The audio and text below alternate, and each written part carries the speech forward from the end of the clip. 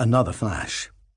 Nick Hallett of the BBC. Can you comment on Pope Francis's response to your book, and were you surprised? I willed my glasses not to fog up in the face of flashing cameras and rapid-fire questions. I did not want to see my face in some newspaper column the next morning, looking like a startled rabbit. Thank you, Nick. Well, I know that since Pope Benedict, and now with Pope Francis, the Vatican has been widening its theological doors on this topic. So I really welcome that. I think that's a real encouragement for all people to explore the kind of topics my book touches on. But I have to say at this point, I haven't yet had the opportunity to really reflect on the papal statement. It was only released half an hour ago, just as I was on my way to you. Flash. Michelle Block, NPR. Mr. Wallis, you're making huge claims about Bible translation, archaeology, DNA research. According to my research, you don't have qualifications in any of these fields. So why would a writer need to take the claims of your book seriously? Thank you, Michelle. That's a great question. I guess a core part of what people look for from their pastors and preachers is for us to try and make sense of the scriptures that we preach from. A big part of that is carrying people's questions, wrestling with them, and doing that openly. I've been doing that for more than 30 years, and that's really what I'm doing in this book. Now, there are plenty of times when I have to stand on others' shoulders. That's why in my book I go to some world-class academics and researchers, people who've given their lives to their fields. So a lot of my questions have taken me to those people.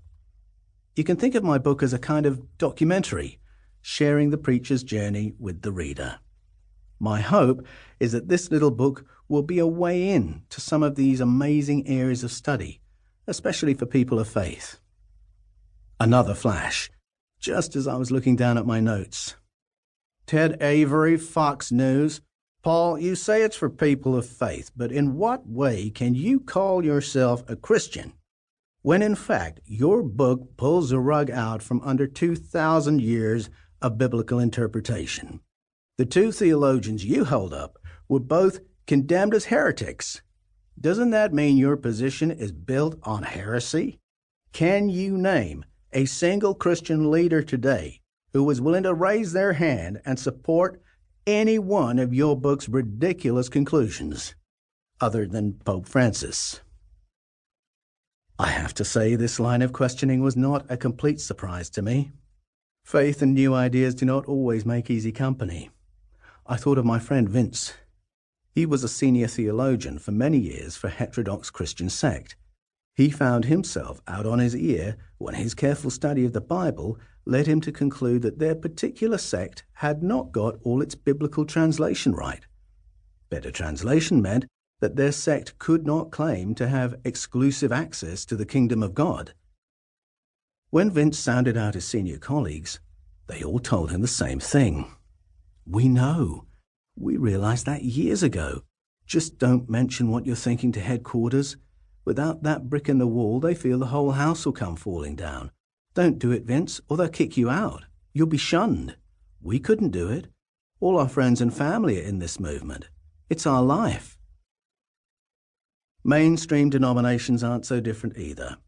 100 years ago, a Baptist minister, having served more than a decade as a professor of Semitic languages, suddenly found himself disendorsed and out of a job. That was for publishing papers that only went half as far as my new book. I don't say that in any way to be judgy about church and faith communities, because at the end of the day, we're all creatures of habit. It's not easy to change our minds. None of us is ever really prepared to wake up in a universe that's different to the one we fell asleep in. I knew that my book would ruffle feathers, and maybe even lose me a friend or two. My editor had run theological gauntlets like this himself before, so I was pleased to have him at my side as the questions continued. Flash. Hugh Grant from Horse and Hound magazine? It was all too imaginable given the topic of my new book.